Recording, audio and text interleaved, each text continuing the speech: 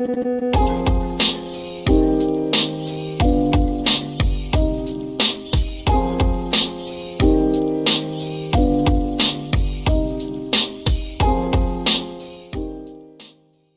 to go with that one for now. Yeah, I could listen to the whole song right now. I mean, that's a legendary Phil Oakes, of course, with the ballad of Billie Sol Estes. It's a great song. That's all I can say. Maybe we could play it at the outro, Eric. Yeah, we'll see on that one. I will definitely have it up on Locals because I did a full intro and everything with video on it with a little bit of overlay. And how'd that work out for you? It didn't get uploaded, so it didn't work out super well. But you know what? It'll get uploaded later, possibly. Don't quit your day job. That's all I can tell you. Don't quit your day job. Yeah. Well, we're here. We're queer. We're near. Let's have some beer. Yeah, Billie Sol Estes. This is a story I don't even want to tell. You know why? It's too good. I don't even. It sounds weird, right? Like, I don't even want to tell this story. It's that good. Okay, well, it's a good show, night, Mark. Folks. Thank Good you. night. Thank you. I mean, really, if they don't make a movie about Billie Sol Estes, again, the all of Hollywood's run by gays and women at this point, so they're never going to make a movie about this incredible Texan, Billie Sol Estes. But dear God, it's just an incredible, incredible American story. It's got everything in it. Awesome. And somebody's asking about Rumble. We are on Rumble. Okay. Right now, so I'm not sure why they were asking. 71 people are watching us on Rumble. Well, maybe he's not one of the 71. Maybe he ought to go into that room where the other 70 are. Maybe he's on the outside knocking on the Rumble door. I'm not sure. Get in. Hey, but Deborah, it's me, Jimmy Rumble. Deborah, we are on Rumble, and there are 71 people there as well. I like the woman last week in the comment section, like 3 hours later, said, the show is freezing up. Can you fix it for me? In the middle of Pennsylvania somewhere. And I'm going like, I'll be right over. It's like, wow. I mean, they think we have some incredible technical powers. I have none. Hunley's got a lot. I have zero. So I'm wearing the earbuds today because I just remembered the earbuds at the last minute of more technical problems. Yes, but the good news is the earbuds are plugged into his microphone, which is plugged into his computer, and the sound is so wonderful. You know what's so funny? How many different things have we had over the last year where the psychos who are opposed to the clinking of the ice, the psychos who are opposed to the bell ringing, the psychos who said my chair creaked. The audio stuff among the psychos is, we ought to make just an album of just the complaints about bizarre little sounds with the storytelling. I just find that to be amazing because it is, not everybody notices this stuff, but one out of 5,000 does. Dude, I've got one better than that. Somebody commented on a video, it's on another channel, stating that they could hear somebody's denture squeaking and it was making them crazy. And I'm like, are you kidding? Wow. I'm like, what? Wow. There's some, that is level. Another type of spectrum-y thing. That's like audio spectrum, bro. I don't know what that is, but that's an audio spectrum problem. I don't know what that's about. But, we're doing what we can, folks. We really are. I don't even know how a computer works. I mean, you're asking me about the squeaky chair. Dear Lord. Oh my God. There's some ice in the plastic cup. I hope that doesn't drive anybody crazy. Oh, who knows? But you know what? Dan Hack liked the bell. So see, you know what? People started to, I don't have the bell today. The bell's out on maneuvers. But to either love the bell or hate the bell. That's what I noticed in the comment section. Oh, yeah. Well, you see, the smart ones who didn't want you to do it would say, do it all the time. Please do it more. Right. They're using reverse psychology. Exactly. And that sometimes works with you. No, not this time, because I caught on to it. There was a guy who said every time he rang the bell, he unsubscribed. And then he rang the bell and subscribed. He didn't know whether by the end of the show he had been subscribed or unsubscribed.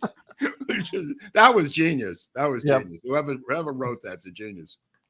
Good point. Okay, so let's get on to the subject. No, I'd rather not. I'd rather just kibitz for a while because I know there's people who go in the comment section and literally time how long we kibitz, and that might be the Yiddish word of the day is kibitz.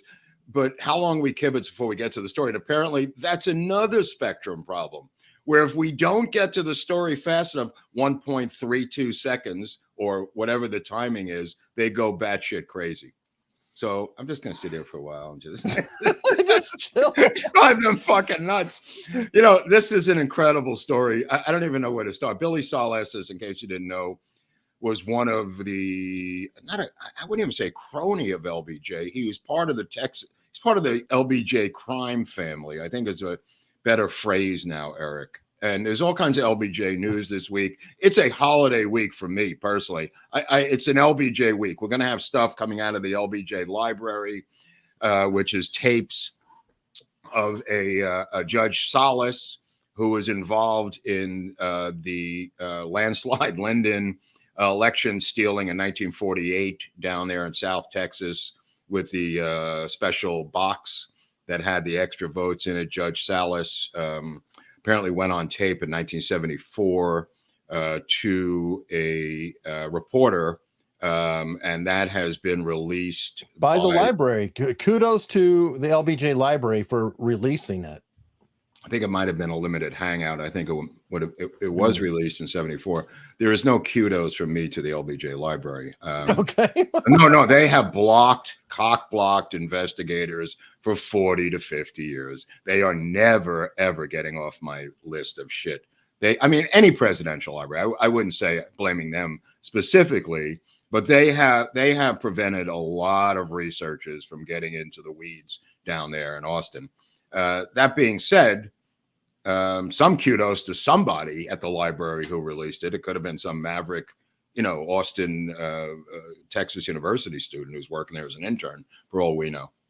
Could be. And we have a video or a clip we're going to be playing in the middle of the show that folks I think are going to really enjoy. We're going to get to that. That's also news. I put the LBJ stuff on locals for members only. This is about a guy named Mangan, the reporter, and the Judge Salas talking about the stealing of the election in 1948. The Associated Press, interestingly enough, denounced Donald Trump, saying this steal by LBJ in no way reflects the claims. You can't make this up. The Associated Press, upon releasing this information, went out of their way to say this in no way reflects upon the claims by some previous president that his election was stolen. And here you have a guy who became president through the barrel of a gun, talking about the judge in the case, talking about how he stole the election in 1948 to become a United States senator. So you can make up your own minds if you want to hear the tapes. It's on locals for members of locals. And we're going to get into some other stuff based on an earlier episode we did in that tape, Eric, right? So we're gonna show that. I'm gonna have to lead up to it because it needs some splaining to do once we get to that. But let me just get back to Billie Sol, because Billie Sol Estes is a freak. He's a total freak. This is one of these guys who had a business mind, a mathematical business mind. It's the kid. Maybe we all knew this kid. Well, that's much later, but maybe we all knew this kid who at the age of 13, if you have anything of a 13, God bless you. Maybe we all knew this kid. A little younger. Well, no, that's good, because this is going to go into the story. This is the kid, maybe you knew a kid like this who had 25 paper routes, was part of the 4-H, was a Boy Scout, all that stuff. That was Billie Sol Estes. At the age of 13, I think this is 13, Billie Sol Estes gets a lamb as a gift. And what he does is he turns this lamb into a profit by getting another lamb, and he ends up having 100 sheep. He sells the wool, and at 15 he starts getting herds of cattle. At 15, in 2 years, he has literally 100 sheep and a herd, and he's selling wool and making more money than his father. Okay, Billie Sol Estes, with this money at the age of 15, he does things like this. This is what he does. He'll take the entire school to the movies and pay for their tickets. This is what he did with the money. He would donate the money to poor blacks in Texas, on the other side of the tracks where he was from. he was for integration. He was from a town called Clyde, Texas, that was like most of the towns in the 1940s were heavily integrated. But being part of this Church of Christ and their situation, he was a liberal Texan, like a Ralph Yarborough later. He was from the liberal wing of Texas politics. And a lot of that came out of the Church of Christ. So he gave away a lot of money to minorities, poor Mexicans and poor blacks all the time. Even at the age of 15, he would take food over to them on the other side of the tracks. He would take his sister's or clothing. She'd go into her closet and her clothing would be gone, or later, and she wasn't done with it yet. She wasn't done with it yet, and he would donate it to poor people. I mean, this is at 13 and 15. Not his sister, it was his daughter later on, but he would take his brother's clothing, his older brother, do the same thing with his older brother. But this is who the guy was. So at the age of 18, he is worth $38,000 in 1940s money. That's big money. I mean, think about it. It's astounding. This is at the age of 18. At the age of 15, he writes a letter. This is how he gets into politics. This is why it's so great. He writes a letter to FDR saying, I am Billie Sol Estes. I live in such and such county, Callahan County. I forget what it was, whatever county that was that had Clyde, Texas in it, because he's one of 6 children at this point. But the county had a disaster of a drought the year before. So the people lost a lot of shit with cattle and crops and stuff like that. So a legitimate disaster.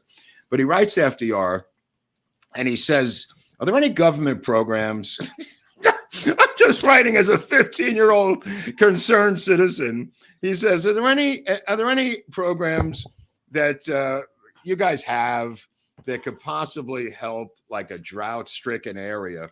And he gets a letter back, and he writes back, FDR, that, we do have a lot of surplus grain. Just tell you we have surplus grain. We're going to ship it to Russia. We didn't ship it to Russia. We're sitting on the surplus grain. So he writes back to FDR, and he gets a letter back, and he says, how much is this going to cost? So he says it's going to cost about $3,500. He goes, really? It's a pretty steep price. So he goes to the bank, and he gets a loan at the age of 15 for $3,500. The bank guy says, all right, your father will sign for it. Gets his dad to sign for the loan. He doesn't even have an account there. He's piggybacking on his parents' account. So all of a sudden, one day in Clyde, Texas, 17 train cars of grain pull up in the middle of the town, and they belong to Billie Sol Estes, this 15-year-old boy, who turns the $3,500 investment into a profit of a fortune just from these not just from this huge haul of 17 train carloads of grain that he sells to farmers, to ranchers, to cattle herders, to sheep people all over that portion of Texas, making another load of money. He's worth like $1 million by the age of 18. This is the kid. This is on his own. This is on his own. This is the kid, and a lot of people know this type of kid who is the business kid in your neighborhood. The kid who's just, 14. I have my own bank account. I had a younger brother like this. They're already investing in stocks at the age of 12. It's a whole different mindset, Eric. Yeah, well, it's like you're collecting baseball cards and he's collecting stocks and money. Right. It's like right. their and I had no mentality. interest in that. Is just how to trade, and I mean that's genius. So 17 it train is a cars, type of genius. Yeah. Ooh, that's a lot of grain. Open car. I know, but that's the equivalent. One train car is probably the equivalent of like 4 or 5 semi trucks. I mean, it's a lot of grain. It's a lot, and he gets this distributed around the area for a cheap price because of the drought and blah blah blah. But the point of the matter is, it hooks him into the government. And he realizes the government can be used for types of things like this. You know what I mean? In a liberal kind of way. So he becomes a fan of FDR. And a lot of people were fans of FDR at that time period because of, the depression, and spinning out into depression, into the war years, and this guy's born in 25, so in 35 he's 10 years old. What's going on in 35? Depression. You know what I mean? They lived in poverty. So anyway, make a long story short, he gets the surplus grain. He makes money off the surplus grain. And he gets into something. By the way, he's got this rare disease. I don't know if anybody's ever heard of this, which gets him out of World War II. Because I was wondering how he's so patriotic. He's so patriotic, and he's so into America that I wondered why he wasn't in World War II, Eric. And it turns out that he's got a disease called leg perthus. If anybody knows what that is, leg perthus is some sort of ball joint hip disease where it doesn't allow the blood flow to the hip, and the ball joint causes you to wobble. You walk with a limp. It's about blood flow through a ball joint in the hip. Anyway, it's called leg perthus. I never heard of it before myself, but that's what he has. And that not gets him out, but that prevents him from being in World War II. He becomes a merchant marine. He does go on board the ship, and because it's private, it's not the Navy, but he does join up in the merchant marine and fights that way in World War II. But it's just a weird thing that he had this rare illness of his legs, which made him wobble and bow-legged and blah blah blah. But he was a big guy. And he looked, as his daughter said and his family members said, at the age of 15, he looked 25. And you ever see a kid like that? There's a kid in your school, you could just go, what is this kid doing? He looks like he's 29 years old. He's always that. He had the Wilford Brimley disease. Wilford Brimley looked the same age from like 35 to 68. Well, that's a separate issue. I'm talking about a kid who's 15 on the football team. But it's similar, yes. And it has to shave, and yeah. And he looks like he should be on the Cleveland Browns. And I had a guy like that. We had a guy in my class who ran back kickoffs on my team in Amityville. And he had gone to Vietnam and come back, this kid. He'd already fought in the war. He was 24 years old or something, or 22. Didn't finish high school. He was on the football team returning kickoffs. But that's a story for another day. This is what this guy had, Billie Sol Estes. He had that looking older, and he was bigger physique, as you could call it. But he gets into a thing. Now, here's the thing I want to talk about. He gets into fertilizer, and he gets into like ammonia as a fertilizer, and he gets into the fertilizer business. And the fertilizer business at the time, he gets into a thing called anhydrous ammonia as a fertilizer. It's a type of fertilizer. But here's the key. The way the fertilizer was pumped under the ground back in the day was through electric motors. And they would pump it under the ground for farmers through this electric motors. And this is fascinating for today. The electric motors, the electricity cost a lot of money to power these motors, these generators, Eric, that pumped this ammonia fertilizer underneath the farmland and wherever you wanted the fertilizer. Okay. What he did was he came up with a natural gas powered engine to fertilize underneath the ground for pennies on a dollar. And he became the king of fertilizing in the United States. That was his genius. That was it. He used natural gas, cheap gas-powered generator engines to pump the fertilizer, the ammonia, this type of ammonia, underneath the ground. And he killed for this. I mean, killed financially on this idea. And that's where he made his bones. I imagine he would, because you hook it up. It's not like you have to go run back and forth filling it up with gasoline or something else. You just hook it up, hit the pipe, and just go, okay. And it just run perpetually. In 1946, he begins to sell these irrigation pumps that run on gas as opposed to electricity. And he sells them all around Texas. And he becomes the king of fertilizer, in terms of that. And he corners the cotton market. Because of this, he begins to buy up parcels of land with cotton, and he becomes the king of cotton throughout Texas. And borrows tons of money from the banks, keeps expanding in a legal way, and he just becomes worth, some people say, $400 million before the shit hit the fan. I mean, He and his family are living a life like Beverly Hills, but in Pecos, Texas. Okay. Pecos or Pecos? I leave that up to my Texas friends to remind me. I say Pecos, but who knows? So in Pecos, Texas, where he lives, he's living like, the king of the world. I mean, drivers, limousines, airplanes, mansions, swimming pools, movie stars, Jed Clampett, the Beverly Hillbillies, whatever you want to call it. That's what's going on with Billie Sol Estes, and he's giving away tons of money to poor blacks and poor minorities, and he's pro segregation, which angers the local newspaper. This angers a lot of people towards Billie Sol Estes. This drives a lot of people. Pro segregation or integration? Pro integration. Okay. Yeah. Pro integration. So the people there are pro segregation, including the local paper, the Independent. So he runs for school board to get on the school board. He wants to get involved in integration of the schools, and he runs for school board. And the local paper, this Pecos Independent, denounces him, and a write-in candidate actually defeats him for the school board. He buys and creates his own newspaper to compete with the Pecos Independent. In his own newspaper, he endorses himself, right?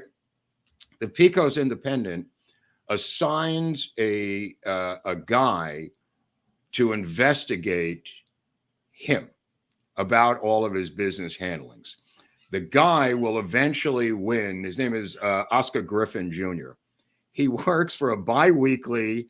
I love this as a journalist because I've worked for these local papers, and it's a gas. And I don't mean that as in fertilizer joke. Oscar Griffin Jr. begins an investigation into Billie Sol Estes that will lead to his complete destruction, simply because he started his own newspaper against the Pecos Independent. Okay. This is the revenge of the other local newspaper in Pecos. And it's a twice weekly paper. It's not even a daily paper, right? So Oscar Griffin Jr., for his efforts, wins the National Pulitzer Prize in this tiny little news. I mean, it's like a boyhood journalist dream to work for a tiny local newspaper, win the Pulitzer Prize. Oscar Griffin Jr., I don't ever found a photo of him, but I'm looking, but I haven't. What he begins to expose with a local dentist, who is one of the owners of the newspaper, named John Dunn. John Dunn, the local dentist, begins to uncover documents that expose the tangled, and I mean tangled, spider web of money and intrigue and cronyism and nepotism and political chicanery involving LBJ and other higher ups in DC that unravels this entire spider's web of crazy crap involving Billie Sol Estes. Now, Billie Sol Estes, whatever you want to make of this guy, was a man of his time. And this is not like a guy robbing banks. This is not, is that Griffin? Yes. Oh, wow. Okay. So this is the guy who wins the Pulitzer Prize. Okay. I don't know if there's a photo of John Dunn, but it doesn't really matter because he's a local dentist.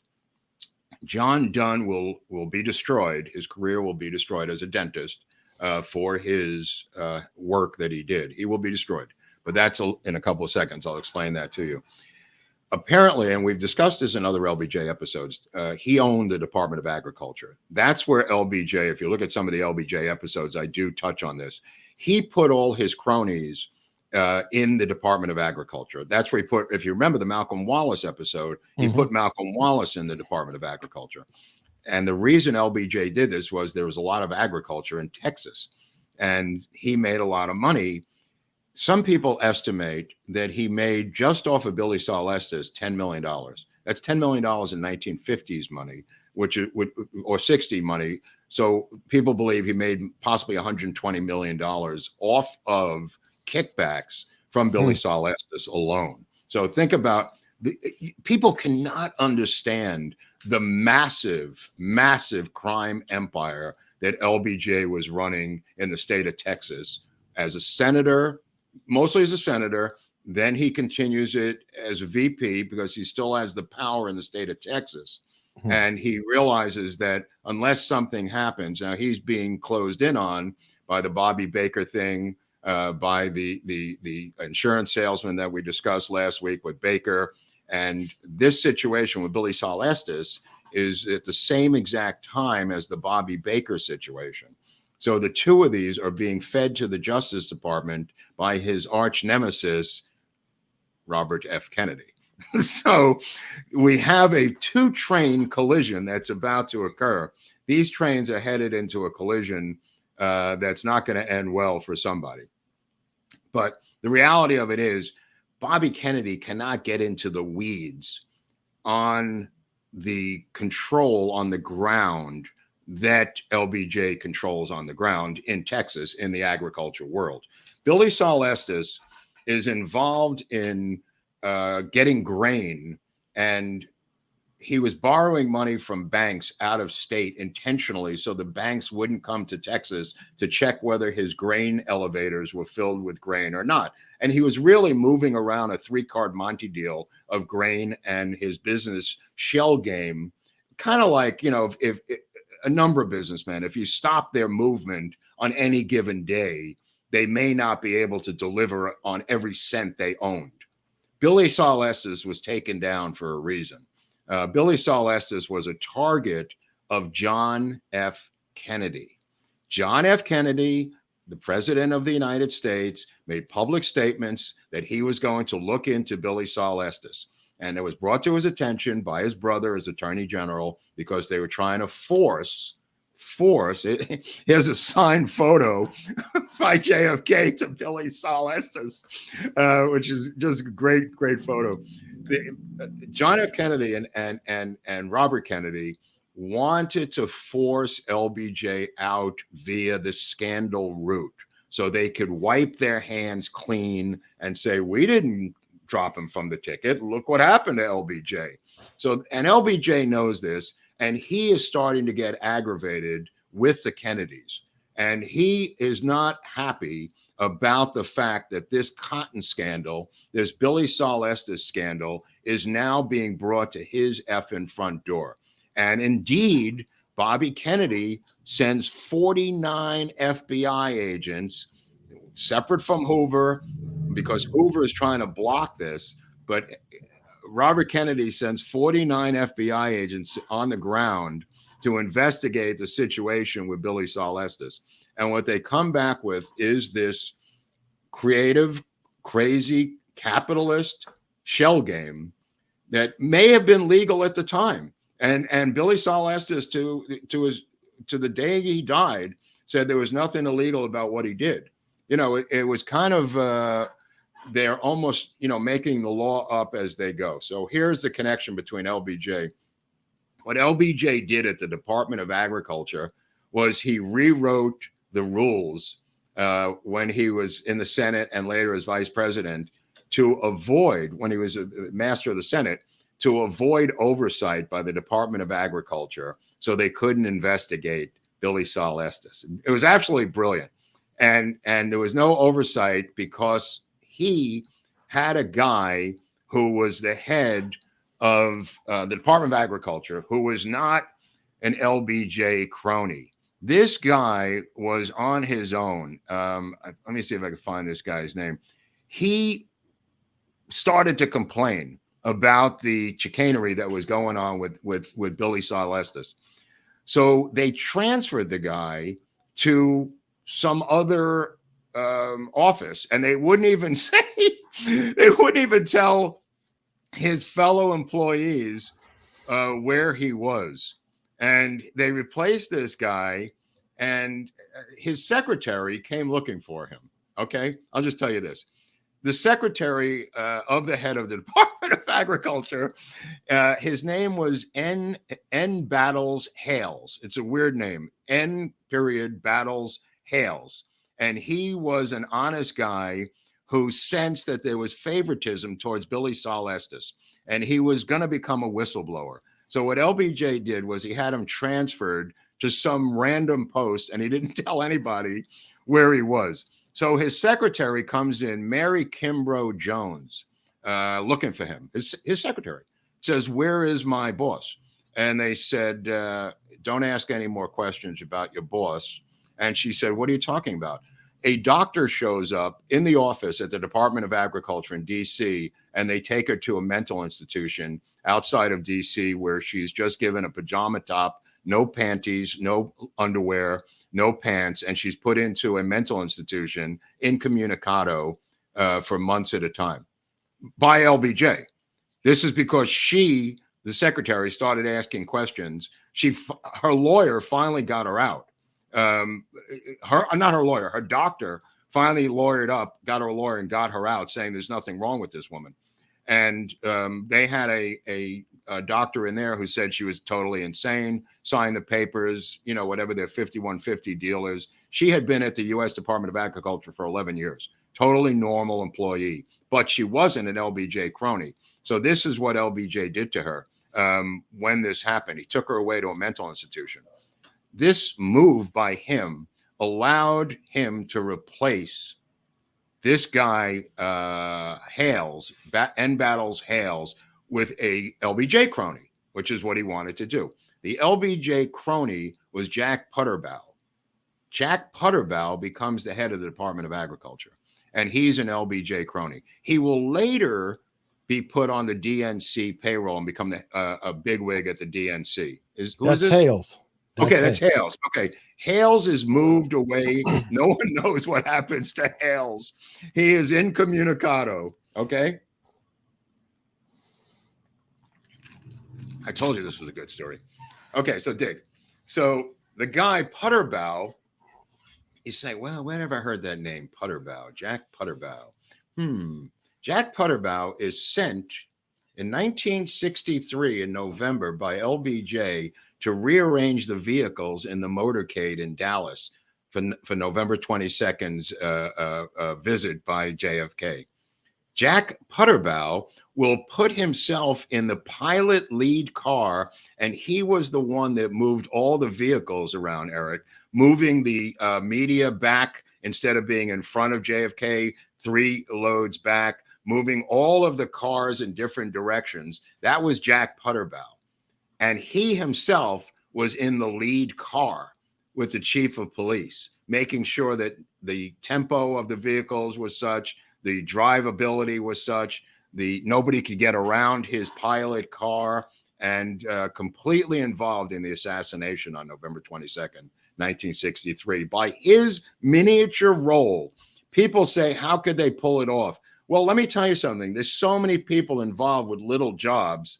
This is how it's pulled off, folks, by people like Jack Putterbaugh, who are involved and are part of the LBJ machine. When LBJ is in the Senate, he does one thing, and that is put his cronies all through the freaking federal government.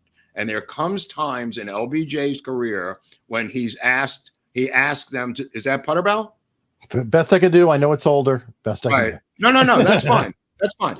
This guy is one of his cronies, and his job was to arrange the order of the vehicles in the motorcade.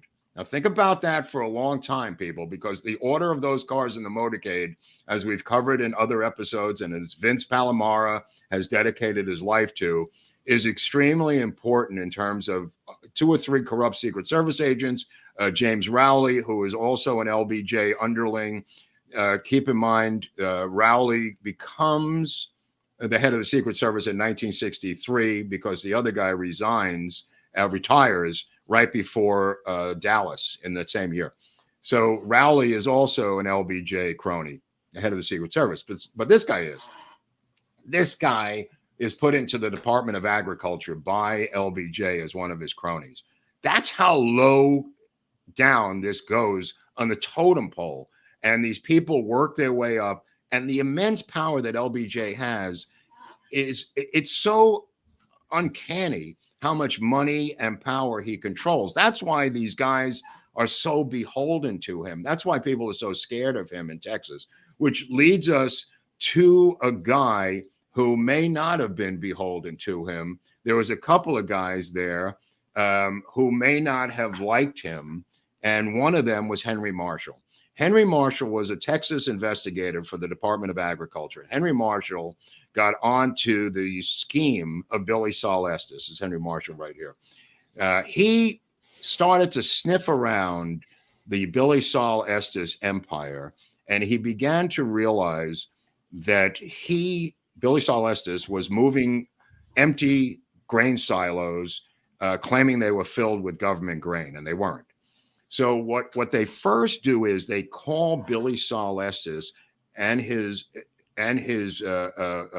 Cliff Carter, who is the hatchet man for LBJ. Cliff Carter, which we're going to do an episode on it, is one of LBJ's closest aides. He's the guy that organizes the dirty work for LBJ. They take a meeting with Billie Sol Estes. There's Cliff Carter on the left, a real classy dresser, the closest aide to LBJ. Cliff Carter knew where every freaking body was buried. And I mean that literally and spiritually and physically. Cliff Carter was the guy who arranged for all kinds of dirt that LBJ ordered. Anyway, they take a meeting, the three of them, Billie Sol Estes, LBJ, and Cliff Carter. Billie Sol Estes explains this in his own book. He explains it in federal grand jury testimony, and it's become quite common knowledge what happened here. They complain about Henry Marshall, and Henry Marshall is offered by LBJ to get him out of the state of Texas a promotion within the Department of Agriculture, but he's got to move to DC. In other words, to get him out from sniffing around these grain silos in Texas, the offer is made via Cliff Carter to Billie Sol Estes and the Department of Agriculture through the guy we just showed, Pudabow, to Henry Marshall to get a promotion, move to DC. Henry Marshall tells them to go fuck themselves. He doesn't want to move to DC. He's a Texas boy. He ain't going nowhere. And he continues on the case. And LBJ famously says in this meeting with Cliff Carter, get rid of him. And that was meaning get rid of him, physically get rid of him, which is what LBJ said on numerous occasions. So that means Cliff Carter gets on a phone to a guy who we did an episode on named Malcolm Wallace. Malcolm Wallace is the hitman for LBJ. He's the guy that gets rid of people because LBJ got him off the hook. There's Malcolm Wallace on the left with the sheriff in the town where Malcolm Wallace was arrested for killing the golf pro who was screwing Josefa, LBJ's sister, and someone else. And the sister had loose lips, and she may have been murdered. In fact, Billie Sol Estes will later testify before a federal grand jury, state grand jury, that LBJ killed his own sister. But that's later in 1984. He gets on the phone, Cliff Carter, to Billie Sol Estes, to Malcolm Wallace, and says that Henry Marshall's got to go. So Mac Wallace follows Henry Marshall rather, to his farm, and on a deserted portion of his farm, his own farm, he kills Henry Marshall, and it's made to look like a suicide. Now, it's a very bad attempt to make it look like a suicide. This episode may go a little longer than some because there's a lot of stuff here. But Henry Marshall, this is his grave. Back up for 1 second because we're going to get to this exhumation of his body. But Henry Marshall is, it's listed as a suicide by the coroner. Now, there is carbon monoxide involved. His head is all smashed in, and he's got 5 bullet holes in him from a bolt-action .22 rifle that hung in his own pickup truck. So he apparently committed suicide with a single-loaded .22 bolt-action rifle, pointing it at himself and shooting himself 5 times with the rifle. But then he dragged himself to the tailpipe of his car, where they say he used his shirt or jacket as a hood to kill himself with carbon monoxide while sucking on the gas pipe. Okay. There's no residue of anything like that. They dig up the body. That's the exhumation that he's showing. But we'll get to that in a second because that's a while back. There's a guy named Stiegel who's the sheriff, Sheriff Stiegel. And Sheriff Stiegel He's the one who puts the people on the grand jury. He puts on other Stiegels, and the sheriff tells the county coroner, this is where the county coroner says, what do you want me to do?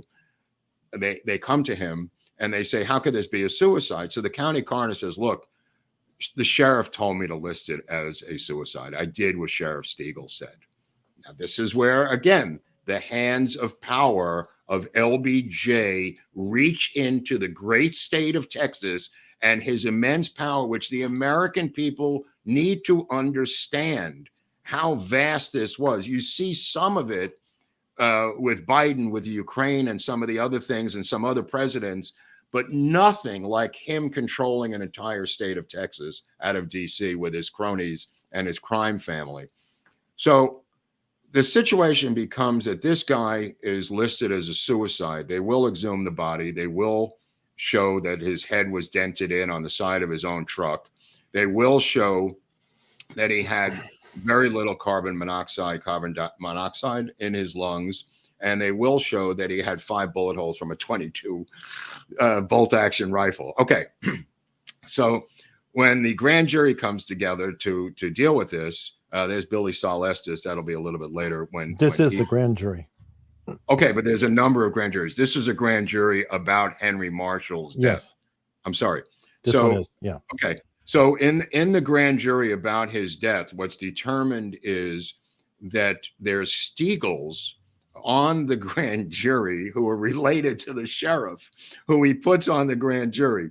Okay, so there's a guy in DC named Glenn Stiegel. Glenn Stiegel has a wife, and the wife of Glenn Stiegel, if you could find this photo, Mildred Stiegel, is having sex with a guy who is the boss of her husband, Glenn Stiegel. Now, Glenn Stiegel is on the staff of this man.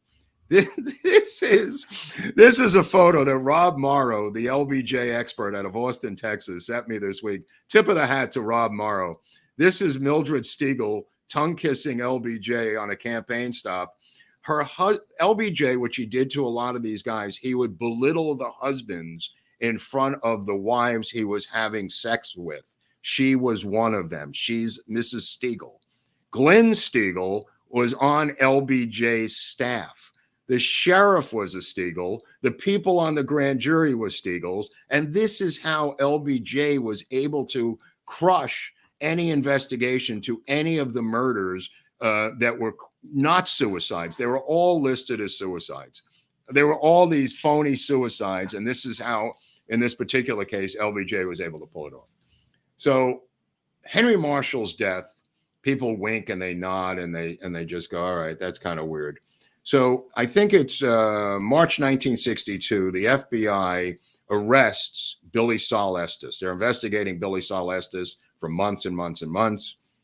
He is a huge contributor to the DNC. Hundreds of thousands of dollars flow from Billie Sol Estes to the Democratic National Committee. Hundreds of millions of dollars flow into LBJ from Billie Sol Estes. It's all intertwined. Billie Sol Estes in 1961, that reason there was a photo from JFK there, signed by him, he's appointed to the National Cotton Advisory Board. That's how prominent Billie Sol Estes is in the national scope of farming and cotton and the economics of big ag for what it was back then. That signed photo comes, the one from you showed from JFK, comes from that appointment. LBJ obviously nudging him to do it. Well, he has one from LBJ too. Yeah, well, that's expected. That's expected. He's got a lot of signatures too on the back of checks, right? So the situation is that LBJ, getting back to LBJ, maybe we can get into the video now that we were talking about. Mm-hmm. LBJ has the walls closing in on him, and he's flipping out that because he knows he's a hardball player. He's a major league ball player. He knows this is coming from Bobby Kennedy, and ostensibly Jack Kennedy has made statements about Billie Sol Estes. He's made public statements saying somebody's going to get to the bottom of this. The FBI, despite his connection with Hoover, he can't block the entire FBI that's being run by the Attorney General of the United States, Bobby Kennedy. He can't do that. No matter how deep his connection goes with Hoover, his across the street neighbor, and his other neighbor around the corner, Bobby Baker. So even his neighbors can't help him with this one. But when he's arrested, Billie Sol Estes, there's 3 additional business partners who are arrested with him. And we're going to get to that in a second. But first, I wanted to show if Eric could put up this video. And this is, just to set this up, this is Abraham Bolden this week talking about this incident with Billie Sol Estes. This is breaking news that you're going to see here. Abraham Bolden is now in his late 80s, still alive in Chicago, still functioning, talking about being on the White House detail in the Oval Office on this particular date in June, when this guy comes in, LBJ, to talk to the 2 Kennedys who were there in the Oval Office that night at 7 o'clock. I think it's, I want to say June 21st, but I'm not exactly sure of the date right now. But let's run this tape and see where this goes. One thing that deeply disturbed me was I was on the post in June, standing in front of the White House door. The vice president at that time was Lyndon B. Johnson. I was on post standing right in front of the White House door. It was June, no question about that. When President Johnson made a visit to the Oval Office, when the door opened, the first thing that President Johnson said to the 2 who were standing in the Oval Office at that time, who were Bobby Kennedy and John Kennedy, said, "Are you bastards trying to send me to prison about some goddamn cotton?" Those were his exact words. And then the door closed. I could hear a terrific argument going on within the Oval Office. And when Johnson came out of the office, he made this statement: "You bastards had better stop fucking with me, you motherfuckers." He made a statement. And his face was red. It was puffed up like a person who sincerely was angry beyond imagination. And so when I saw that, I recognized the fact that the life of President Kennedy was in danger.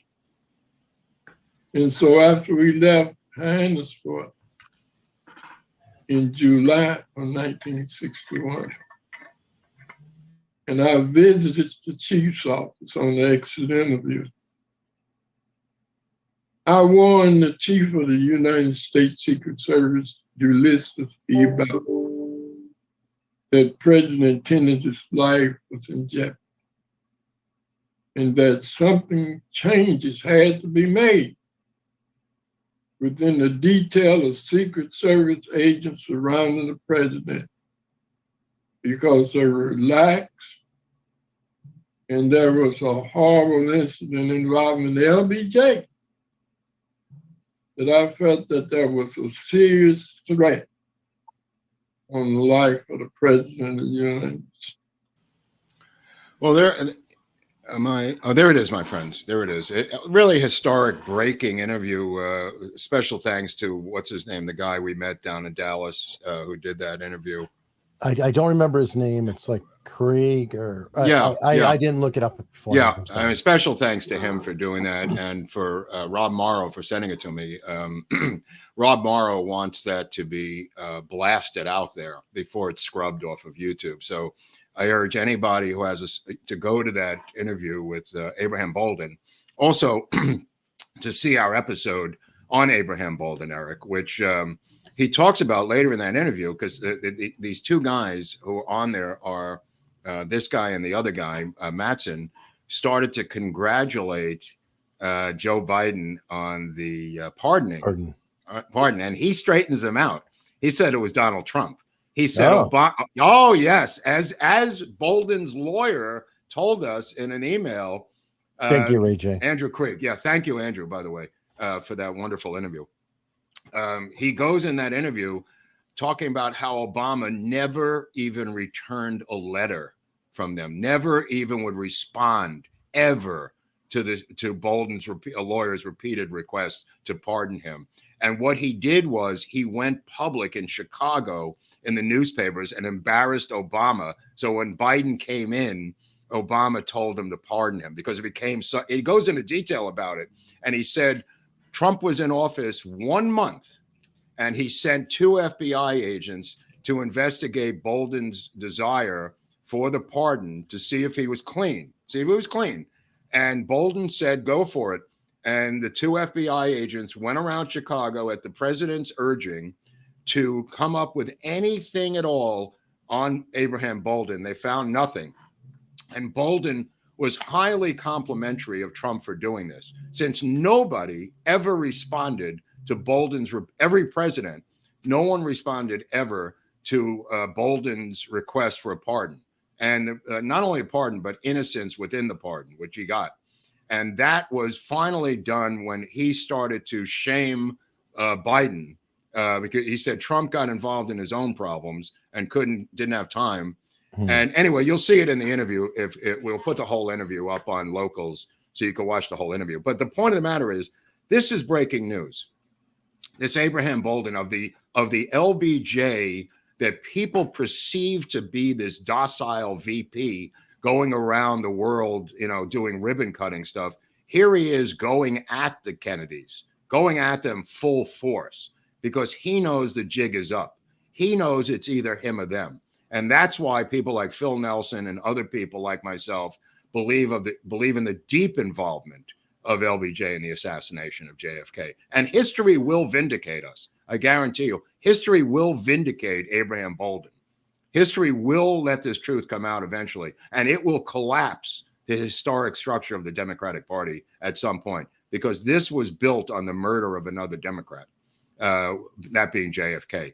This guy was going to go to jail, LBJ, just like Spiro Agnew. This guy was going down, and he was going down because of RFK and JFK taking him out in a political manner that he deserved to be taken out through. And that was through scandal. They didn't want to simply have the mess on their hands of dropping him from the ticket. They wanted to expose the amount of fraud and scandal that he was involved in the Democratic machine. And to their credit, both Kennedys kept feeding Life magazine and these other periodicals the information that on Bobby Baker and on Billie Sol Estes. Now, Billie Sol Estes is a pawn in their game. I mean, Billie Sol Estes was like the last man standing, to be honest with you. This poor son of a bitch. They go after his accountant. The FBI interviews his accountant when he's arrested. The accountant's arrested, right? His name is George Krudelek. George Krudelek is interviewed by the FBI. Within 2 days of the FBI interview, he's found his body decomposed in the desert outside of El Paso. Okay? This is April 4th, 1962. And this message gets to Billie Sol Estes. The next guy is executed. That is the partner of Billie Sol Estes. And that's made to look like a suicide, except he's got a bullet in his head, so it's hard to do that. And each guy, it's all a phony suicide attempt. And this is the fingerprints, little joke there, of Mac Wallace. This is what Mac Wallace does. He tries to get carbon monoxide in their lungs to make it look like a suicide. Harold Orr and Coleman Wade. Coleman Wade will die a week later in a plane crash. These are the 2 associates of Billie Sol Estes. And Harold Orr will commit suicide with another judge ruling a suicide with bullets in him and his head smashed in. So that's another one. So in June 62, Estes appears before the grand jury with an attorney. He's got an attorney. Attorney's name is John Cofer, and he's from Cofer and Cofer. Cofer and Cofer work for Ed Clark, the attorney mastermind of Austin, Texas, who is the attorney for LBJ. Cofer is the attorney for LBJ. Cofer is the guy LBJ has when he goes into his case with the stolen election in 1948. Cofer is sitting by his side of Cofer and Cofer. There's Billie Sol Estes with Cofer on his right. John Cofer is an LBJ attorney. Barefoot Sanders is an LBJ guy. He's in the grand jury, and he's the eyes and ears for Robert Kennedy at the Attorney General's office in D.C. Barefoot Sanders is monitoring the events, reporting every day, twice a day, 3 times a day to RFK in Washington. John Cofer's job, LBJ has to go visit Austin, Texas. Why? In that month, the mayor of Austin, Texas dies. LBJ has to go to the funeral. He doesn't take Air Force Two, takes a military jet. Takes a military jet, flies to Austin, Texas, goes to the funeral. Then he flies, stopping before he goes back to Washington, in Midland, Texas. And in Midland, Texas, he lands on the tarmac, and 2 guys come on the plane. Billie Sol Estes, John Cofer. And in that conversation, Billie Sol Estes is told, if you shut your fat mouth, you're not going to go to jail, and we're going to get you off. And Billie Sol Estes says, thank you very much. Goes back to trial, and John Cofer does not even call a witness for the defense. And Billie Sol Estes is convicted on every freaking thing they could throw the book at him. He's convicted to 20 years in jail for white-collar crime. 20 years, does long-term time, two trials, 2 sentences, 8 and 15, in a place called Leavenworth, Kansas. Wow. And by the way, Midland is also Bush country. That's right. That's right. Yeah. Now, Ed Clark will send the different people to destroy the career of John Dunn, the dentist who had exposed LBJ's connection to Billie Sol Estes. Ed Clark, which we'll later do an episode on Ed Clark, he was the one who destroyed John Dunn, who was the source of the documents for the newspaper at Pecos Independent. However, they still take him down. So there's a price to be paid for this. But Harold Orr was the president of a Superior Manufacturing Company out of Amarillo. And 64, I think it was like February 28th, he's found underneath his car.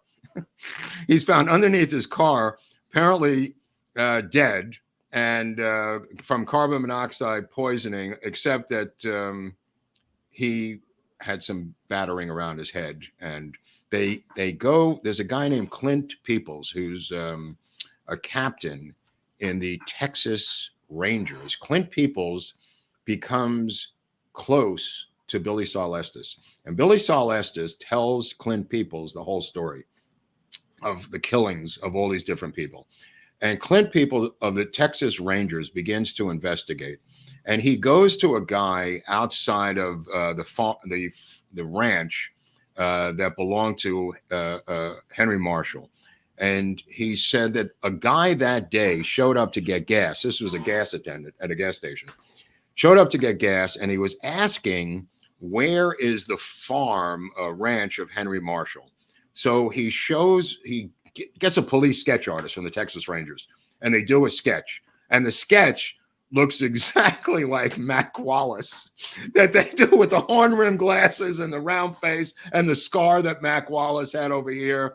And this guy, he doesn't know who Mac Wallace is, but he describes through the sketch artist, Mac Wallace. So Peoples believes that Mac Wallace is involved in all of these killings. Now, the trial of Billie Sol Estes is a complete pig circus. It is the first televised trial in American history. Is this Peoples? Yes. Yeah. He was a classy guy, revered by many of the Texas Rangers. The trial's actually on television. Was the first televised trial in Texas history and American history of Billie Sol Estes. They seize all his assets. They seize everything. He's worth $400 million. They begin to auction it off in bankruptcy. And who gets it for $7 million? A guy named Maurice Jaffe. Who's Maurice Jaffe? Maurice Jaffe is an accountant, a brainiac accountant out of San Antonio, half Mexican, half Jewish, who is a underling of LBJ. So Maurice Jaffe goes in and bids on the empire of the bankrupt empire, which is multiple companies of Billie Sol Estes, worth about $400 million, gets it all for $7 million. W.R. Grace ends up with the ammonia business, and they come out of left field trying to get their part of this action. So the Billie Sol Estes got too big for his britches. He couldn't come up with a better phrase than that. He gets too big for his britches, and the roads leading to LBJ have to be closed off, and they're closed off by murder. And they don't have to murder Billie Sol, because Billie Sol knows that his friends have been eliminated, and they just tell him to shut the F up and do his time, and you're going to be taken care of. Well, Billie Sol Estes is not happy when he's in prison, because he didn't believe he was going to go to jail. Look at Mac Wallace. They got him off. He murdered a guy. Mac Wallace walked out of that courthouse. Why wouldn't, and he's got the same attorney now, John Cofer. Why wouldn't Billie Sol Estes think he was going to walk? Well, he doesn't walk, and his life is destroyed. And I mean completely destroyed, where he's got to go to Leavenworth and do hard time. And I mean hard time over a white collar mumbo jumbo, Eric. That, you know what I mean? This is Democrat hardball, Paul Manafort style victim politics involving jail and destruction of economics. Here he is there. I think that's Cofer in the back of him, right? His I think attorney. so. Yeah. So he gets shit-faced drunk to go to prison in a complete blackout, but that's another story. But the reality of it is, when he's in prison, he gets closer to Clint Peoples, and he tells Clint Peoples the entire story of LBJ's empire and the elimination of people through murder. And when he comes out in 1984, there's a grand jury that assembles in Texas, and he goes and testifies before this grand jury, and he tries to make a deal with the Justice Department. There's Billie Sol, yeah, and he tries to make a deal with the Justice Department for immunity to testify. He does get immunity here, and he lists in detail, and hopefully I can find I have them somewhere, the documents, the documents he put together as part of his affidavit of the at least 8 killings that he links to LBJ, the 7, 8, 9 killings that are on the list, the last one being JFK. And it may have been as high as 18, according to Billie Sol, but he lists, I think, 8 on that list that he is aware of and has evidence of. There's Henry Marshall, George Krutulak, Harold Orr, Coleman Wade dies in the plane crash. The sister, John Kinzer, is of course killed by Mac Wallace, President of the United States. He believes is also involving Mac Wallace, which we discussed in the Mac Wallace episode. But it starts with Henry Marshall. And anytime LBJ said get rid of him, that meant get rid of him. And I know people find this hard to believe because he was the president of the United States. But listen to what Abraham Bolden just said to you. Listen to what he is saying to the president of the United States and the attorney general. Listen to how brazen, bold, angry that is of a man who is facing not just utter disgrace, but jail time and the destruction of an empire that he does not let anybody know about. In other words, LBJ has to suppress his ego while he's vice president. He's got to act like just timid donut eating guy and bide his time until he could become president. This is not his style. His style is to operate as a megalomaniac behind the scenes and in person. Master of the Senate. Master of the Senate. This is the most powerful guy in the United States. He is the master of the Senate. I mean, read the Robert Caro books. Don't take my word for it. I mean, read this book here which is a wonderful description of the crimes of LBJ, written by J. Evetts Haley, A Study in Illegitimate Power. A Texan looks at Lyndon. It's a fantastic little book. You may want to also look at Billie Sol, which is written by his daughter, and also the Philip Nelson book, Mastermind of the Assassination. He's got a lot on Billie Sol in that book. And also Blood, Money, and Treason, which is the one by the former press secretary's father, which talks about Ed Clark and McClellan, Bar McClellan. It talks a lot about Billie Sol Estes and Ed Clark in that book, which I'd also recommend. But this stuff is out there, people. This is Madeleine Brown. He's in her book too a lot. Right. Okay. Yeah. Okay. Cool. This stuff is not a secret. What is controlled is the media, the national media, who would not report on any of this stuff because of their fear of LBJ. And to, the LBJ library releasing this 2-bit piece of crap interview in Spanish by Judge Salas is not really going to change my opinion of the LBJ empire, which is what the library is part of. This is probably one of the most destructive. They talk about the Bush crime family. Nothing can touch LBJ. Nothing. The Bushes had nothing near this power and influence and money running through Texas like this guy did. I mean, he controlled so much stuff on the ground, so much money. He didn't have oil wells. He didn't need to have anything. He had a goddamn TV station in his wife's name in Austin, Texas. Never worked a day in his life, never had a job outside of government, and was worth possibly $500 million when he left the White House. I mean, look, it's similar in ways to Biden, but I think Biden and his family, the model fits the same thing. It's a similar model. But not as big. Not as big. No, I don't think so. But because I don't think Delaware is as big as Texas. No. It's a question of the size of the state. Well, I'm going to take it back a little because Delaware is where most corporations, especially credit, are registered. So there's money in the mix. We don't know the kickbacks that he's received. We really don't. We didn't know this about LBJ until years later. I mean, Senator McClellan runs a Senate committee to investigate Estes. And instead of having it in public, they do it behind closed doors. Okay. When LBJ becomes public, the first thing he does is has those records sealed. The Senate investigation into Billie Sol Estes and himself. That's sealed by a presidential order. When investigators try to find out if LBJ was on the ground in Midland, Texas, on that military plane, he sealed those records of the flight logs of that military jet that took him to Austin, Texas, from Washington, D.C. to Midland to back to D.C. That was sealed by presidential order. Every move he makes is so quick, so powerful, because he knows how to use and abuse power. That's his superpower. That's what he does. He knows from being the master of the Senate what buttons and levers to push. And nobody knows that as well as him since or then, or who would be that brazen to use it. Yeah. What is it? House of Cards. Yeah. Well, it's a lot worse than House of Cards when you start knocking people off left and right. Yeah. It is. It's scary, the levels. It's a funny line that Billie Sol Estes had in Leavenworth. He said he still loved America. He said, "I'd rather be in jail in this country than free anywhere else in the world."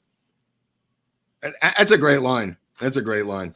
Good line, but I won't live that. No, I know. I'm just saying, it's an interesting line. But I mean, what an incredible character Billie Sol Estes was. I mean, this is like a folk hero, good and bad, the collapse, the rise, the fall. He got sucked into the LBJ. You couldn't operate in Texas without LBJ, but he did up until a point, and then he said LBJ would only do business with you if you could do business with him. He was surrounded by the best and the brightest, according to Billie Sol Estes. You had to be a genius to work for LBJ. You couldn't be an average person. That makes All sense. of those people around him were geniuses, in their little world. Like Morris Jaffe was a genius Mexican Jew out of San Antonio who knew accounting better than anybody. Everybody was the top of their field and who were willing to work for this guy. And Billie Sol Estes was part of that. He received all of this help from the Department of Agriculture because of LBJ's control of the Department of Agriculture. That's how Billie Sol Estes was able to make the huge money, the $400 million that he made. And you know, a lot of people believed he was a spiritual guy who was deeply religious and loved the Church of Christ and was involved deeply in the church. So you know, go find the contradictions in Billie Sol Estes. You know, there are many, but who among us is, you know, without contradictions? True. Amazing. Oh, wow. Anyway, I thought you'd like that story. I definitely like that story. Anyway, I thought it's a good story. I thought you'd like. I was just passing by. I thought a little bedtime reading. No, yeah. I mean, I got distracted. We got Abraham Bolden. We've got. I found Morris Jaffe. Oh, thank God! Oh, that's wonderful. Wonderful. Oh. Put that in the Hall of Fame. The LBJ crime. We need like a LBJ crime thing with the string, Eric. We really do. I mean, it's really expanding. I didn't know about Morris Jaffe until about 3 weeks ago, when I found some obscure thing about him, how he bought up the remnants of the empire for LBJ, not for himself. I mean, okay, when they go to 1960 to the convention here in LA, and he's running against JFK, the money and the brains supporting that run came from Mo Jaffe. Amazing. Yeah, I was looking for Maurice Jaffe, so I couldn't find it, and that's why I was distracted here at the last second. It's like, I'm going to find this guy. And anyway, that's the photo there. We have a little bit of love from the audience here. Love. Lots of love. Dustin Russell, here we go. What did he do this time to watch the show? Had to microwave my. That's great. That's great. Had to milk my cows in the living room to get to the show so I could watch it as I was milking the cows. Exactly. And Robert Tabor's Battle Bob, best channel ever. Right on, Battle Bob. Let's see, Pamela Clifton's video and music, and Pamela's, I believe, given a couple super things too. I think I saw it go by. Thank you very much, Super Clifton. Hi guys, I'm here. Can't wait to hear all the info. Hopefully you've enjoyed it. Thanks for stopping by. Knuckle Fist is very happy with the audio. 5x5. Oh, it works. Right. Okay. I just want to take a brief break before we get into all these things with the blues hero of the day, and that is Frank Stokes. Frank Stokes is today's sponsor of the blues hero of the day. Born in 1888 in Whitehaven, Tennessee, Stokes began playing around the turn of the century, pursued his career in Memphis. He was one of the city's most popular entertainers between 1927 and 1929. Stokes recorded 36 albums for two labels, usually in tandem with his accompanist, Dan Sane. His best-known tune was Crump Don't Low It, which was nationally associated with W.C. Handy. Stokes died in 1955, today's hero of the blues. Sorry, go on, Eric. No, that's fine. I got to look something else up. Dan Hack with a $2 sticker, I believe. And Elaniosity with a $9.99 super chat. Thank you very, very much. It's not a super chat, but Mike Moore is saying that Billie Sol is his great uncle. Woohoo! Well, Billie Sol lived to, I think, 88, died in 2013 in De Cordova, Texas, May 14th. So he and Bobby Baker lived to be pretty close in age. Yeah. Wow. Man, that's a long life. Even with all that prison time and everything else. Wow. Well, they both had prison time. 8 years in prison for swindling. That was reversed. 15 years for mail fraud and conspiracy. Served 7 years in Fort Leavenworth. But when he was a kid, he was one of America's 10 outstanding young men in 1953 by the United States Junior Chamber of Commerce. Nice. Interesting. Nice. All right. let me see. Harold, I'll be 70 this year, and the only thing I can remember about BSE was about the ammonia fraud. Right, Harold. Yeah, that's a good point. It was about ammonia, but it was a lot more to it than ammonia, obviously, as we've gotten into this thing. Let's see. And Pasha said that he has a Heroes of the Blues that he sent. I don't see it, Pasha, so I think it's been scrolled by. We got a couple tips and locals. Let's see. From Lundpix, always another great American untold story. And this is a good one. I like this one. And Tarkina 53. Oh, I remember her. Where has she been? Oh, she watches on Locals, where we have 53 other people watching. Thanks for another great show. I have lived in Texas my whole life, and we get such a sanitized version of Texas history in school. None of these dots were discussed. Right. And Grunt 167 just dropped in a tip. Great episode. Thank you, sir. By the way, this is fairly well documented stuff. This is not really even dot material. This is fairly well documented with documents and testimony and grand juries and under oath stuff. And, this is not people talking in a bar. I mean, I've just dug it out and put it together like we're talking in a bar. But nevertheless, this stuff is not conspiracy related in terms of relation to the truth. So it's just that LBJ was so deep into this crime stuff that it's just astounding how much control he had over this. Oh, it is insane for sure. And speaking of insane, I'm not sure if I like this Hero of the Blues mock-up, but I look like I'm constipated. Oh, that's not bad. That's not bad. You got to get a blues name though. Eric Hunley's not. You got to like Eric Toots Hunley or Eric something E is probably yeah. I don't know. Nate always says, "Hey E." E. Well, that's a short name for Eric, I guess. Yeah, it's a good note. Okay, already. Thank you, Harold. Someone unseen watching from Australia on a rare day off. I've caught up in your JFK series as the subject fascinates me. Great show, guys. Thank you. It's far from over. I'll put it that way. I mean, oh yeah, there's much more to. Did someone persuade the government guys to change the Mac Wallace Prince idea? Yeah, I mean, it's pretty well documented how they. What's her name in her new book, Faustus, the one that LBJ Library paid for, Eric. She says that the Malcolm Wallace print was completely discredited. Oh yeah, that's right. Yeah, right, by the FBI agent she hired, who volunteered to look at the print, and he said, "Yeah, it's not Mac Wallace's print. Not anymore. Not anymore." Right. After death, it changed. It changed. Kurt Balter, very accurate. Thank you. Thank you.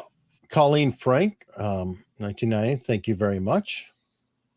And then Pasha, I did track down the card. Thank you very much. Locals near the beginning of the show. I can repost. Yeah, he wants you to repost it. He wants a billboard. I put it up. Put it up in Memphis.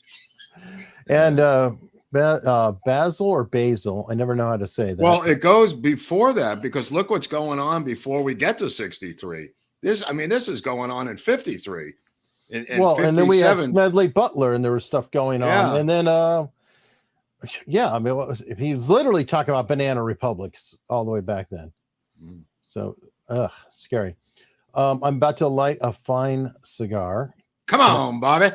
Come on, Bobby. Yeah, we were waiting for that. Well, this is a different one because he says it to Bobby Baker too, and he goes, right. Bobby. So I knew last week, I was like, "Come on, you got to have." He some did of that. say it to Bobby Baker, but I mean, there's the phony. I enjoy RFK. seeing what Mark is wearing as much as I love how Mark makes it all happen. Thank you, JS. Thank you. You make it more serious, I think, if we get dressed up, people take us more seriously. Do you think Caroline Kennedy believes the truth? I don't understand. I always wondered how much she truly knows. I don't know. But RFK, they put out a story yesterday about RFK's announcement for the presidency, how the family is against him. They had like a new, the family is 500 people. So they cherry picked Rory and Kathleen. They cherry picked the two chicks, the two sisters, the youngest sisters. Kathleen wouldn't make a statement, and that was it. and it just said Kennedy family. Now they left out 498 Kennedys. Well, it's the same people for Sirhan. Okay, Right, exactly the went same. to a short list, you know. Right, it was a short list of these two chicks, and I'm sure there will be many Kennedys volunteering to work on that campaign, which I'm going to do also. I'm going to volunteer to work on the campaign, and I think that many Kennedys will be working on that campaign, despite the article yesterday from Yahoo News. I'm sure, but they might forget to mention those other Kennedys. Right, I'm sure they will. I mean, they're not whipping out the pen to write those articles. Right. They're done. Mark, that's old now. Oh, that's old now. We covered it. We got the Kennedys. We're good to go. But on that note, we do have an Oswald. Okay. And we're so excited that we got the camera tracking him. Oh, because got spazzed here. What happened there? Yeah, auto tracking came on. And if you don't like Oswald, there's always the Gros Bear. Yeah, it's a good looking bear. You know, he drinks a lot, that bear. Dude, I saw a Cocaine Bear this week. It's not a comedy. It's not a comedy, despite what they say. It is like a horror film with the bear on coke ripping people's heads off. Dude, it's the craziest movie. I don't even know what to compare it to, except like Jaws. You know, I mean, it's a bear on cocaine ripping people's arms and legs off, and Ray Liotta's in it as a drug dealer who's trying to get his cocaine back. If that makes any sense. It's not funny, and it should be funny. It should be funny. It should be funny. I don't know what. We just sat here with our jaws open for 90 minutes going, what the F is this? And the bear just is on coke, ripping people's heads off. These little kids find coke, and they become cocaine dealers. It's so crazy, Cocaine Bear, that I can't recommend it. All right. Let me see. Yes, Caroline Kennedy typo. No, I assume that's what you're talking about. But I don't know. Ray J brought up a good point. There's more AUS merch.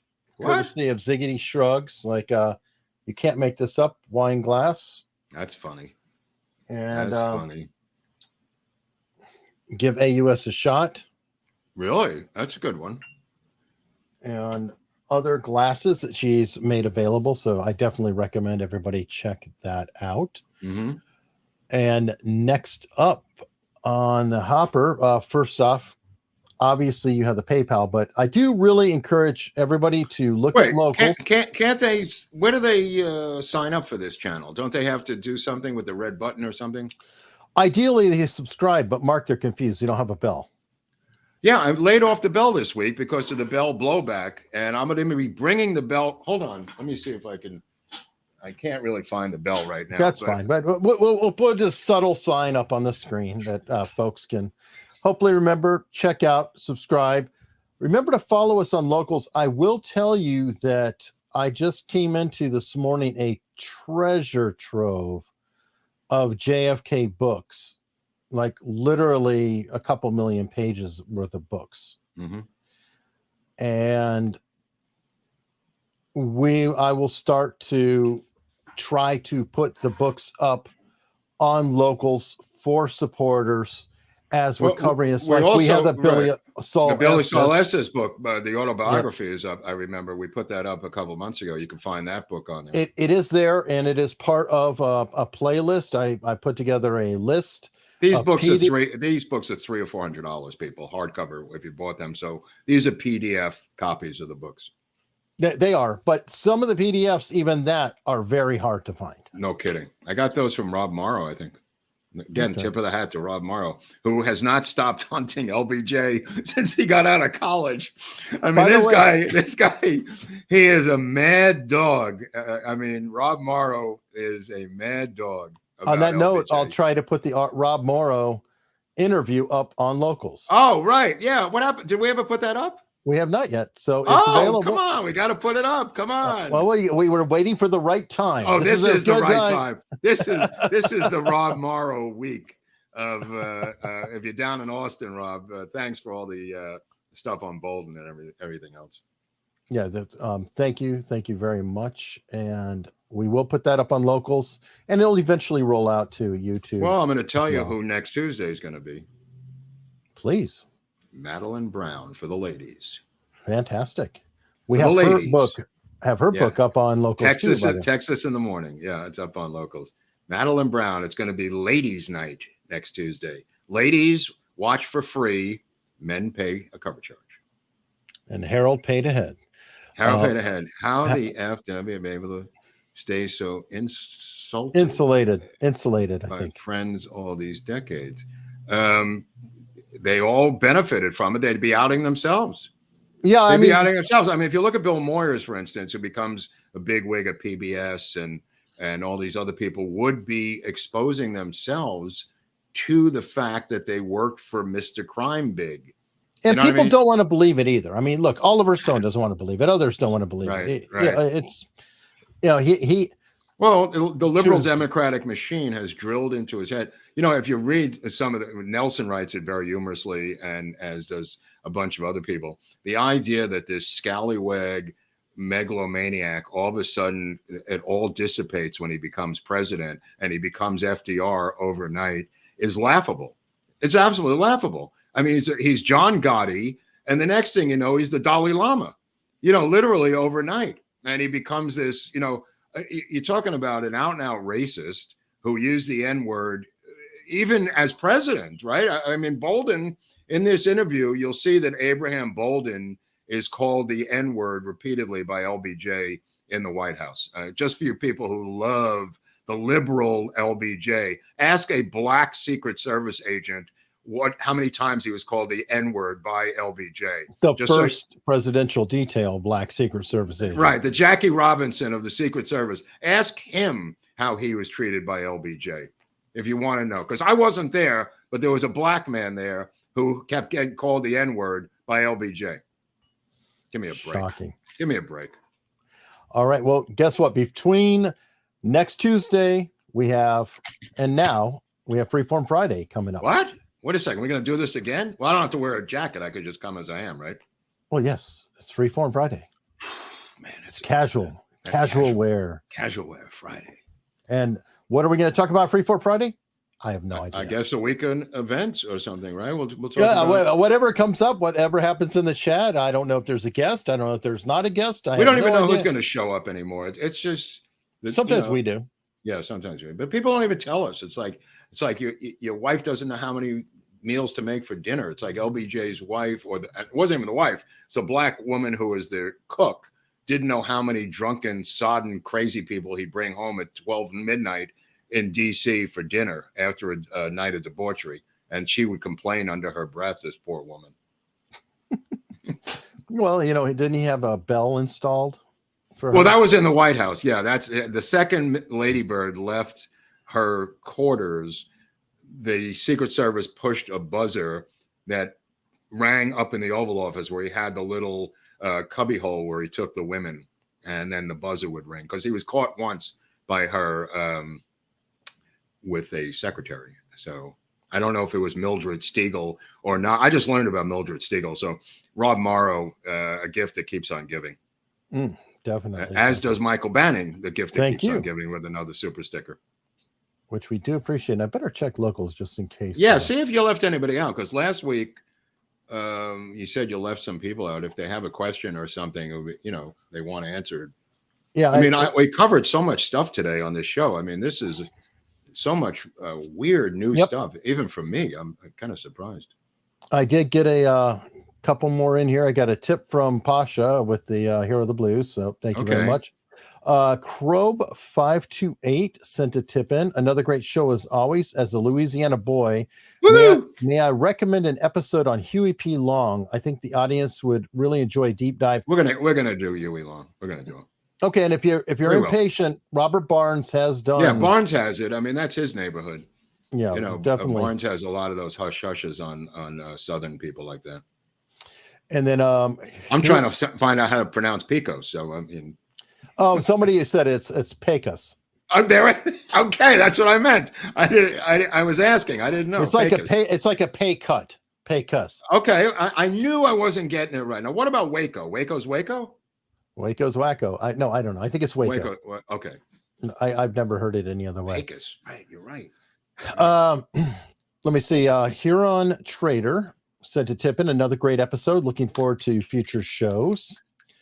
And then the Canadian Owl sent in a tip. Eric, can you let people know about this link to audio where LBJ blames RFK about spreading rumors about LBJ killing his brother? White House audio recording of LBJ and Abe Fortas. There's a link below. Go ahead and please. We'll play the link. Yeah. Let me see. I don't know if I've got that handy to do right now. I mean, the quote that LBJ said to numerous people about RFK was, "I am going to cut his throat from ear to ear if it's the last thing I do." Now, I've never said that about anybody. I've disliked some people. I've never said that. He obviously meant it. He said it a couple of times to his cronies who reported it in their memoirs. And,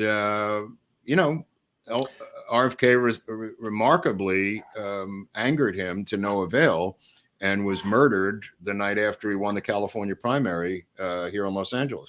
I just dropped a link in the chat. The link is 12 minutes long. I don't know at what point to listen to it. So let's do it after the show. We'll put it on locals too, if you can. Right. And that came from locals. So Canadian Owl, please go ahead and just post it on locals so everyone can see it. And one good thing about locals is you guys as members can share links yourself and stories and articles. And that's very, very helpful. And no, this is not the same Rob Morrow that was a TV star. He was not in Northern Exposure. Right, he's in Texas Exposure in his own hometown. Yeah. But amazing dude. We will definitely I'll try to make sure I get that interview up on locals by the weekend at some point. Okay. But until then, we have Freeform Friday. So we'll see everyone Friday.